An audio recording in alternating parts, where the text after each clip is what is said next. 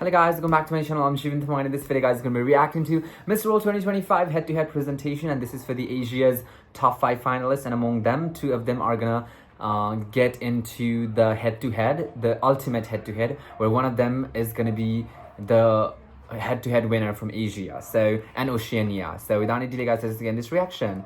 I think the people are Lebanon, Sri Lanka, Thailand, and Africa's and Americas.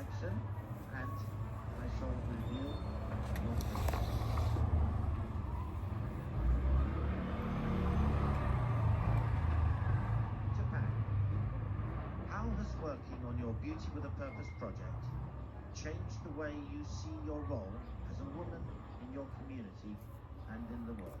Okay. Thank you very much for your question. Hello, my name is Jeevan. I'm Miss World Japan.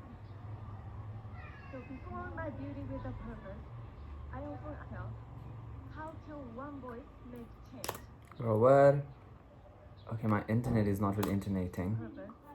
I often ask, how can we suffering? But after that, now I know. Purpose turns a whisper into a movement. My Beauty with a Purpose started with the disaster preparedness system in recovery. Working with communities and schools, I saw the quiet strength of people, especially women, who live not from titles but from compassion. Through supporting recovery efforts in cities devastated by 2011 and 2012, I can't hear some of it. Everything is in full volume, but yeah. that true leadership means standing with others in the darkest moments. As a woman, my role has evolved from simply participating in one place to actively shaping it. So I'm no longer just someone. It feels, at times, it feels like she's reading it, and according to what I've seen, the one who have read from the paper, they have not won it. Okay, they've not forwarded. So, I don't know. But I am a story of resilience, and I carry the voices of women, children, and the vulnerable people wherever I go. In many cultures, women are expected to be soft, but what I've learned is that there is immense strength in softening, the strength to heal, to unite, and to build. Today, I see my purpose not as a temporary project, but as a lifelong commitment. Beauty is not perfection. It is the purpose. And the purpose has made me stronger, bolder, and more connected with the world. So, when people ask me, what comes after Beauty with a Purpose? I smile and say, well, it doesn't end. Because the role I've discovered as a woman in this world is one I will carry until the very end of my life. Thank you very much. Okay. Japan, clinical Lebanon. It's not that much impressed, I would say. How has working in your community? When I began working on my YouTube project with the Purpose Project, I thought I was doing something for others. But along the way, I noticed that I was guilty too. Working on mental health in Lebanon taught me that change doesn't always look loud. Sometimes it starts small, it starts in simple conversations. It starts with a question like, how are you doing? And this made me actually do the work. I sat with children, I sat with volunteers, I sat with mothers everywhere in Lebanon, in the center, teaching us to everyone of them who is struggling with their own mothers. And through this, I stopped seeing myself as someone who gives back, actually. I started seeing myself as someone who stands, who listens, who helps, who just gives their hand out to help the other person who is struggling. And my community began role origin. My community became so wide that it even became bigger than my own country. Because mental health didn't recognize any borders. We all struggle from mental health. We all know the importance of mental health. And it does not have to be limited, and neither should compassion. Today, I want just to represent my work to help every person in Thailand, alone and struggling by themselves. I represent every person that wants a change and that would help and is asking for help and is not asking for help but wanting it from deep down. And I know for sure we don't need to change the world, but with every step you take and every move you do to make a single little change, I think you are making a change. Wow. Let's move on to, I think this is Sri Lanka. BWAP projects reaching nearly 10. How has work evolved as a woman in your community I go on. and in the world? Let's go, Anudi. Good morning, ladies and gentlemen. I go on. Namaskaram. First of all, I have to be thankful and grateful for this opportunity to be standing here today because every year I've been watching head-to-head challenge every year. Now I'm standing here as a finalist. So I'm very grateful. Thank you again. Well, I'll tell you a story first. When I was about 12 I like the fact that she's not reading from the I went to paper. a competition from my school to represent my school, and I was with another girl from another school, and she was on her period, and then she wanted to go to the washroom to change her napkin, and then I asked, okay, why don't you go and do it before the competition starts? She said, I only have one. I'm not. I don't have many, so I can't use it. I don't want to waste it. At that time, I was like, why does this happen? Why does she need? Because I never had that problem growing up. And then I did my research in the university on the criminalization of marital rape in Sri Lanka because it is not criminalized yet, like in many other countries, and that's a problem. I wanted to investigate the connection between the level of awareness women have about their women's rights and the process of criminalization because I believe in order to speak up against this violence, you have to have a knowledge about your rights. Other than that, you don't have any sort of opportunity to talk about it. And then only I found about period poverty. I realized besides violence, they are also going through period poverty. They are not just victims of menstrual poverty, they are also victims of violence, both at the same time. So I started my project after that. And then I realized I started this project to give back, but I'm also receiving something back. This is just purpose giving back and free. And I have helped over 10,000 women and girls. And I help them through donation by providing sanitary products, not just biodegradable pads, non-biodegradable pads, also reusable napkins, so that they have a sustainable solution. And second, awareness, because I believe awareness is key. You can give a napkin, but you can only use it once. But awareness will pass to generations. So when we do awareness programs, we try to target the audience that we are talking to. As an example, for young children, we are talking about how menstruation happens, what happens inside your body, and what you should be doing when it happens.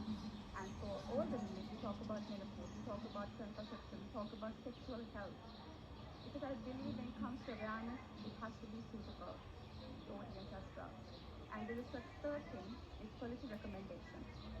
In Sri Lanka, the rate on sanitary napkins is 51%, and we had to reduce it. So I met the Prime Minister of my country to talk about it. At the end of the day, I realized by trying to give them something, I also received a sense of purpose. And I no longer believe that women should be limited to things like this. They should have a voice to talk about these things and live with dignity. Thank you so much. I think she crossed the time. She spoke quite so much. And I like the fact that she didn't speak without any paper. Let's go, Opal. Good morning, everyone. This voice is too little, though. Hello again. Thank you so much for the honor to be standing here with you today. I believe that all of us here growing up, we dream to be a lot of things in this world. Me, as a girl, I dreamed to be a big part of this world. A world changer, or maybe a big superstar where everyone knows me, and that I could give some happiness in their lives. Then, as I said on my first cocktail challenge, that I went through a breast tumor removal surgery when I was 16. And that is when I started with dedicating my life to breast cancer. My Beauty with a Purpose project is called Opal for Her, and we aim to create a future where there is no fears, no barriers, nothing between women and their dreams. I have worked alongside with patients, survivors, medical personnel, or even the government or the Ministry of Public Health. And that is I could say it's the biggest part of my life. It's one of the things I'm most proud of. And how it changed the way I see myself.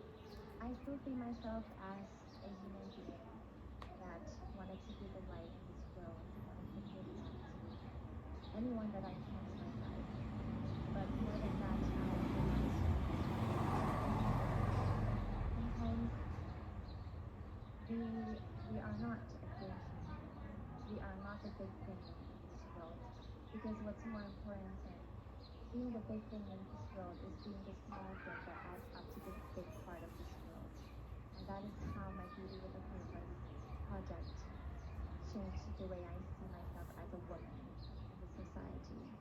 I changed from seeing myself as a game changer to a particle, a gear, a puzzle that would add up to my own life, the life of every woman in this world, and just this world as a whole.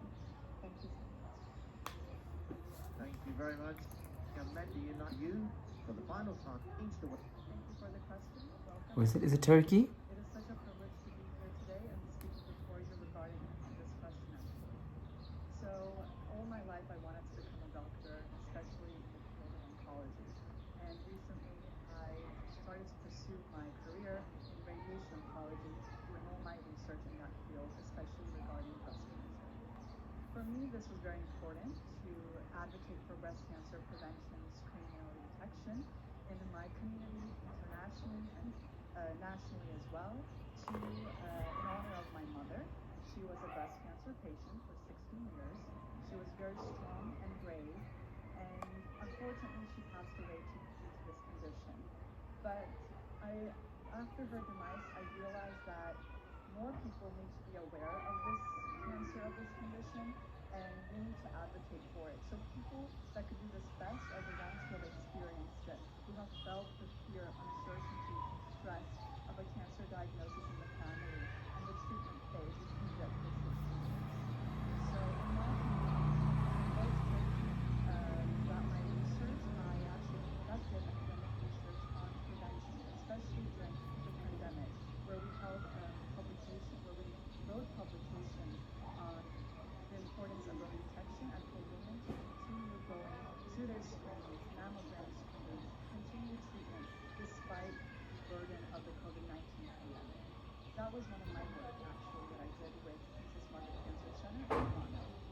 And with my Beauty with a Purpose project recently, I've been doing this work in Ukraine, holding seminars and symposiums to teach women about the importance of mammogram screening according to guidelines, for them to not be scared to actually go to that hospital, to enter that clinic for their screening. Because some women choose to avoid it, but it should not be avoided, because if detected early, that cancer, that condition is treatable and sometimes curable. So in this way, you not only save yourself as a woman, but also you protect your family.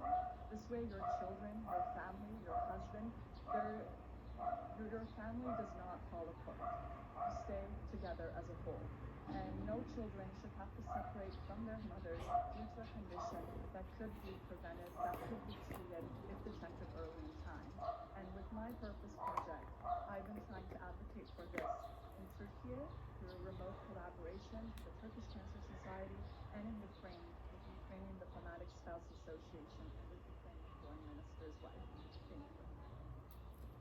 Right, well, My top two picks, I think it would be Thailand and Sri Lanka. Let's see if they would get it or not. I am actually surprised India didn't make it. going through from this Turkey. Okay, Turkey was good, but I felt like, you know, her expressions, it could have been more calm, but all right. She was well spoken. So Congratulations, Turkey. it has to be one between Thailand and Sri Lanka. And I think it'll be Sri Lanka. Thailand. Oh, So the two T's. T for two, moving forward. Thank you to Sri Lanka, Lebanon, and Jeevan. alright guys, that'd be it for this video. Let me know what you felt about this. Did you did your favorite move on to the next round in the comment section? I'll meet you guys in the next reaction video.